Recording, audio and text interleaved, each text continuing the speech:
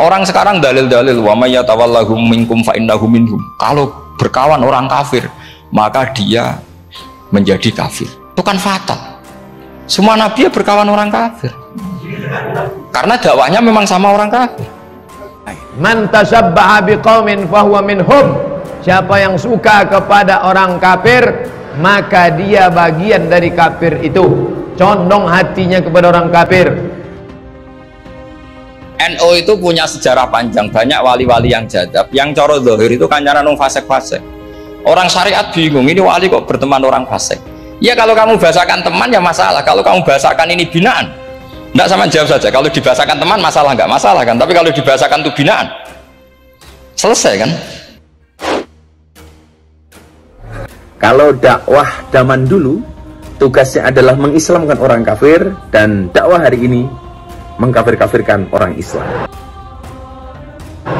Orang Korea ini kafir, tak bersunat, tak mandi wajib, berzina kerjanya. Jangan suka kepada orang kafir. Mereka ya berkawan sama orang kafir. Makanya butuh analisis fikih untuk maknani wa may yatawallahu minkum fa innahu. Setelah dianalisis fikih, ternyata semua nabi diistilahkan wa ila madyan akhahum syuaiba wa ila adin akhahum huda. Akha itu artinya apa? Saudara.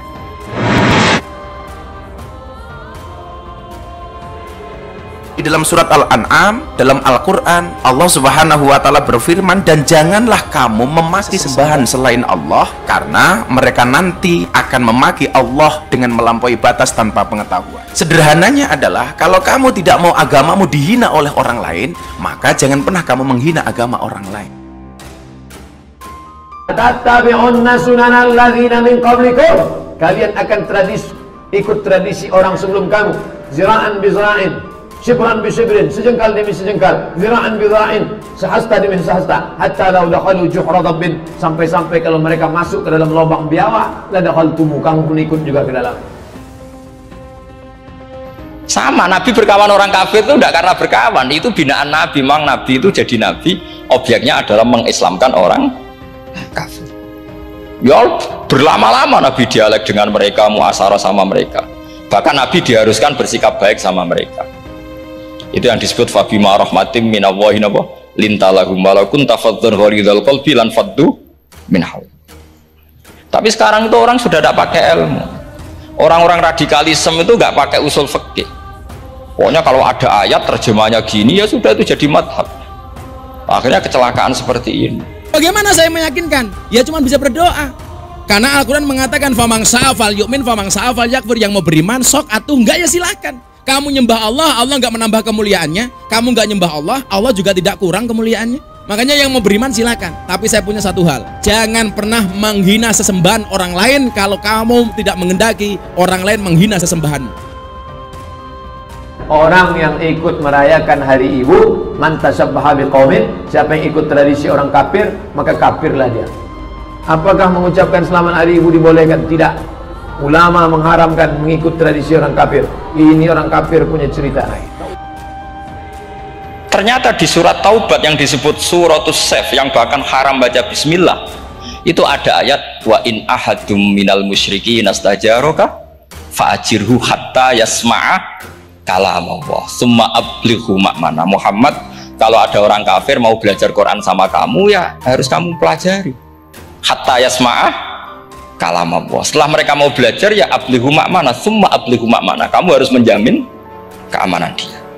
Bahkan Rasulullah pernah mengatakan, mau nggak orang tua kamu dihina? Mana mungkin wahai Rasul kami menghina orang tua kami. Apa jawaban Rasul? Kalau kamu tidak mau orang tua kamu dihina oleh orang lain, maka jangan sekali-kali kamu menghina orang tua orang lain. Tapi saya pastikan orang kafir pun bisa memahami Quran, yaitu tadi hatta yasma'a kalam Allah. Sayyidina Umar itu masuk Islam itu gara-gara dengar adiknya baca Toha, ma anzalna alikal qur'ana litashqa illa tadhkiratal liman yakhsha tanzilam mimman khalaqal arda was samawati ula ar-rahmanu alal arsis tawa. Itu dia ma huwa bikalamil basar, tidak mungkin seperti ini karangan manusia, itu tidak mungkin. Akhirnya dia Islam. Kami di sana bukan kami ikut Kristen, kami di sana menyampaikan kebenaran Islam. Sopo ngerti ono siji loro sing masuk Islam. Atas dasar itulah saya mengucapkan selamat kepada Anda semua dengan forum ini. Man tashabbaha biqaumin fahuwa minhum. Siapa yang suka kepada orang kafir, maka dia bagian dari kafir itu. Condong hatinya kepada orang kafir. Sampai sekarang pun orang kafir itu orang paling tahu Quran. Makanya Allah mensifati orang kafir itu hasadam min indi anfusihim mim ba'di ma tabayyana lahumul haq. Islam tak perlu diajari bagaimana berinteraksi sosial dengan saudara kita non muslim. Sekarang sama saya tanya, orang sing tabayyana lahumul haq itu orang paham apa orang tidak paham? Mereka orang kafir itu mengingkari Quran, padahal mim ba'di ma tabayyana lahumul haq, setelah kebenaran nyata bagi mereka. Nyata bagi mereka artinya orang kafir paham atau tidak paham? Paham.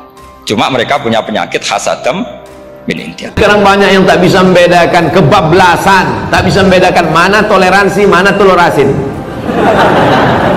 Harus bisa dibedakan. Ada yang memahami toleransi secara kebablasan. Saya kasih contoh misalnya, ada orang yang mengatakan semua agama itu benar titik.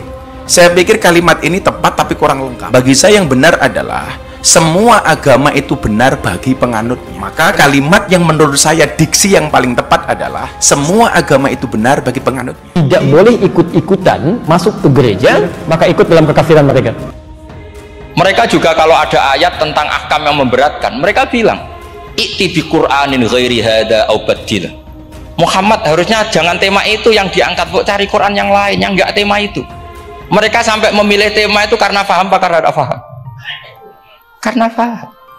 Berapa keluarga orang Islam yang mati dalam keadaan su'ul khotimah, dipanggilin haleluya, mati kafir ya. Karena di salib itu ada jin kafir. Dari mana masuknya jin kafir? Karena ada patung. Kepalanya ke kiri apa ke kanan? Sehingga ulama kita membagi kafir itu ada harbi, kita musuhi, ada dhimmi, ada mu'ahad, ada musta'man. Itu ulama karena tahu tidak semua orang kafir itu harbi, tidak semuanya dhimmi, tidak semuanya mu'ahad, tidak semuanya musta'man. Kalau harbi oke, kita perang, kalau dhimmi ya kita bina, kalau mu'ahad ya sesuai perjanjian kita, kompensasinya apa, MOU-nya kayak apa. Tapi apalnya mereka ayat satu tema.